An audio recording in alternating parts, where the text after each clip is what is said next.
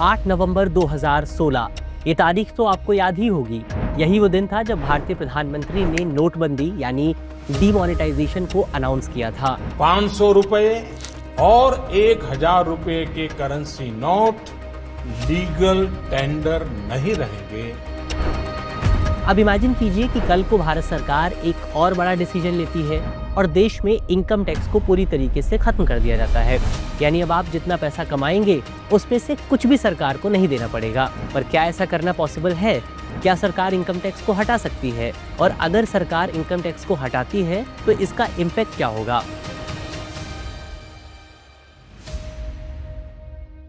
आज हम इस वीडियो में इनकम टैक्स से जुड़े इन्हीं तमाम जरूरी सवालों पर चर्चा करेंगे।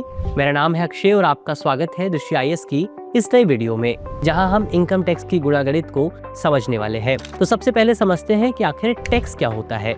सामान्य शब्दों में कहा जाए तो टैक्स वो अमाउंट है जो हम सरकार को देते हैं, सरकार को चुकाते हैं ताकि सरकार हमारा ख्याल रख सके, सरकार सड़कों का निर्माण कर सके, सरकार स्कूल और अस्पताल को चला सके और हमारी सुरक्षा कर सके।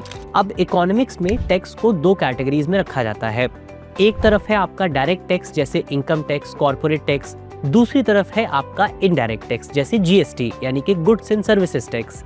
डायरेक्ट टैक्स वो टैक्स होता है जो उस व्यक्ति द्वारा चुकाया जाता है जिस पर वो इम्पोज होता है।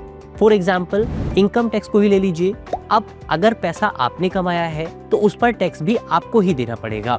वहीं इनडायरेक्ट टैक्स की खास बात यही है कि ये टैक्स लगाया किसी और पर जाता है और इसकी पेमेंट कोई और करता है। उदाहरण के लिए मान लीजिए कि आप एक छोटी सी किराने की दुकान चलाते हैं और 5 रुपए का कोई बिस्किट बेचते हैं। अब सरकार आपके द्वारा बेचे गए बिस्किट पर 10% का GST लगाती है, यानी आपको सरकार को 5 रुपए के बिस्किट पर 50 पैसे का टैक्स देना पड़ेगा। अब ऐसे में समझदार सेलर क्या करेगा? आप बिस्किट को 5 रुपए में नहीं बल्कि 5 रुपए 50 पैसे में बेचेंगे ताकि आपको नुकसान ना हो। तो यहाँ पर सरकार ने टैक्स आपके ऊपर लगाया था लेकिन पेमेंट की गई आपके ग्राहक यानी आपके कस्टमर द्वारा। इसे ही कहा जाता है इनडायरेक्ट टैक्स। अब डायरेक्ट टैक्स और इनडायरेक्ट टैक्स के विषय में एक इम्पॉर्टेंट पॉइंट हमें और समझना होगा। बहुत सारे इकोनॉमिस्ट इनडायरेक्ट टैक्स को रिग्रेसिव यानी कि प्रतिगामी और डायरेक्ट टैक्स को प्रोग्रेसिव मानते हैं। ऐसे में दोनों इम्पॉर्टेंट पॉइंट्स को हमारे लिए समझना जरूरी है, तो इनको डिटेल में समझते हैं। इनडायरेक्ट टैक्स के रिग्रेसिव होने का मतलब ये है कि ये अमीर और गरीब के बीच अंतर नहीं करता है। यानी अगर कोई अमीर व्यक्ति 5 रुपए का बिस्किट खरीदता है तो उसे भी 5 रुपए 50 पैसे पे करने पड़ेंगे, और अगर कोई गरीब व्यक्ति आपका 5 रुपए का बिस्किट खरीदता है तो उसे भी 5 रुपए 50 पैसे देने पड़ेंगे। यानी अमीर और गरीब के बीच में कोई अंतर नहीं है। अब बात करते हैं डायरेक्ट टैक्स की, जिसे प्रोग्रेसिव टैक्स माना जाता है क्योंकि ये अमीर और गरीब के बीच में अंतर करता है। यानी अगर आप 5 लाख रुपए कमाते हैं तो आपको कम टैक्स देना पड़ेगा, और अगर आप 50 लाख रुपए कमाते हैं तो आपको ज्यादा टैक्स देना पड़ेगा। यानी अमीर के लिए ज्यादा टैक्स और गरीब के लिए कम टैक्स। अब इस पॉइंट को याद रखिएगा क्योंकि इस पर हम आगे भी बात करेंगे। अब वापस आते हैं हमारे सवाल पर, यानी क्या सरकार इनकम टैक्स हटा सकती है? तो इसके पक्ष में 3 तर्क दिए जाते हैं। पहला तर्क ये है कि अगर सरकार इनकम टैक्स को हटा देती है तो इसकी वजह से लोगों की डिस्पोजेबल इनकम बढ़ जाएगी।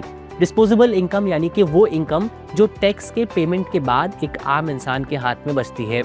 अब मान लीजिए कि पहले आप 100 रुपए की कमाई करते थे और इसमें से 40 रुपए टैक्स की पेमेंट में चले जाते थे, तो आपके पास केवल 60 रुपए खर्च करने के लिए बचते थे। लेकिन अगर सरकार इनकम टैक्स को हटा देती है तो आपके पास ज्यादा पैसा होगा और आप ज्यादा खर्च करेंगे, जिससे इकोनॉमी और ज्यादा बढ़ेगी और सरकार की कमाई भी बढ़ेगी। दूसरा तर्क ये दिया जाता है कि बहुत सारे लोग ज्यादा टैक्स से बचने के लिए अपनी इनकम को छिपाने लगते हैं, जिससे काला धन यानी कि ब्लैक मनी बढ़ जाता है।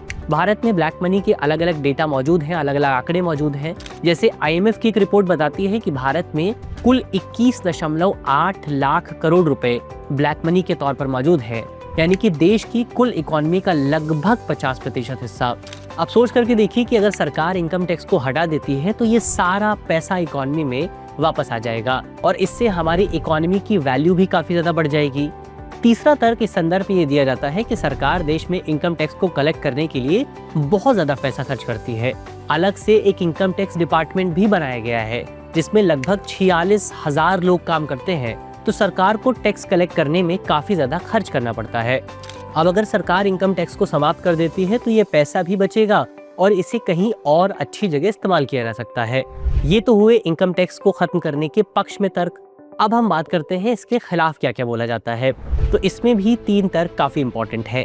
पहला ये कि इनकम टैक्स को खत्म करने से सरकार की कमाई में भारी नुकसान देखने को मिलेगा। साल 2025-26 के बजट का डेटा बताता है कि सरकार अपनी कमाई का लगभग 22% हिस्सा इनकम टैक्स से कमाती है। तो अब सोच करके देखिए कि अगर आपकी सैलरी 100 रुपए है और अगले महीने अचानक से आपकी सैलरी घट करके 78 रुपए हो जाती है, तो आपको कैसा लगेगा? आपके ऊपर कितना दबाव आ जाएगा? ऐसा ही दबाव सरकार के ऊपर भी होगा, क्योंकि सरकार जो पैसा कमाती है उसे लोगों के वेलफेयर पे खर्च करती है, सड़क के निर्माण पे खर्च करती है, स्कूल और अस्पताल चलाए जाते हैं। पर कम कमाई की वजह से सरकार को इस खर्च को भी कम करना पड़ेगा। दूसरा तर्क ये है कि डायरेक्ट टैक्स या इनकम टैक्स एक प्रगतिशील टैक्स है, यानी प्रोग्रेसिव टैक्स है। अब अगर सरकार इसे खत्म कर देगी तो देश में अमीर और गरीब के बीच का अंतर और ज्यादा बढ़ जाएगा। अमीर लोगों की वेल्थ बढ़ती जाएगी, जबकि गरीब लोगों की स्थिति में कोई सुधार नहीं होगा। वहीं अगर सरकार इनकम टैक्स को खत्म कर देती है तो सरकार को अपनी कमाई को बढ़ाने के लिए इनडायरेक्ट टैक्स यानी कि जीएसटी का सहारा लेना पड़ेगा, या दूसरे शब्दों में कहें तो जीएसटी को और ज्यादा बढ़ाना पड़ेगा। पर जीएसटी जैसे इनडायरेक्ट टैक्स रिग्रेसिव टैक्स होते हैं, जिससे अमीर लोगों पर तो कोई फर्क नहीं पड़ेगा, पर गरीब व्यक्ति की जेब के लिए ये काफी ज्यादा नेगेटिव हो सकता है। अब आप खुद सोचकर देखिए कि अगर 100 रुपए के सामान पर टैक्स को बढ़ा करके 10 रुपए से 20 रुपए कर दिया जाए तो उस व्यक्ति के लिए शायद कोई फर्क ना पड़े जिस व्यक्ति की इनकम 10,000 रुपए है, लेकिन उस व्यक्ति के लिए काफी मुश्किल हो जाएगा जो व्यक्ति एक महीने में केवल 1,000 रुपए कमाता है। इसके अलावा एक तर्क ये भी दिया जाता है कि इनकम टैक्स देश में एकता की भावना भी पैदा करता है, देश में नेशनलिज्म की भावना भी पैदा करता है। यानी ये भावना पैदा होती है कि आप देश के डेवलपमेंट में कंट्रीब्यूट कर रहे हैं, क्योंकि आपके पैसों से सड़कों का निर्माण होता है, आपके पैसों से स्कूल बनाए जाते हैं, आपको पैसों से अस्पताल बनता है, आपके पैसों से ब्रिज बनता है, आपको पैसों से देश बनता है। तो ये भावना जो है हम इनकम टैक्स के माध्यम से पैदा कर सकते हैं। इसके अलावा यहाँ पर एक रोजगार का पक्ष भी है कि इनकम टैक्स डिपार्टमेंट में तकरीबन 46,000 लोग काम करते हैं। ये केवल 46,000 लोग नहीं है, बल्कि 46,000 फैमिलीज हैं। तो अगर सरकार इनकम टैक्स को खत्म करती है तो इन लोगों की आजीविका और इन फैमिलीज की आजीविका पर भी खतरा पैदा हो सकता है। तो ये तो हुआ इनकम टैक्स के पक्ष और विपक्ष की डिबेट। आप इस विषय पर क्या सोचते हैं? आपके हिसाब से क्या देश में जीएसटी होना चाहिए या इनकम टैक्स होना चाहिए, या फिर देश में कोई भी टैक्स नहीं होना चाहिए? अपने विचारों को कमेंट बॉक्स में जरूर बताइएगा।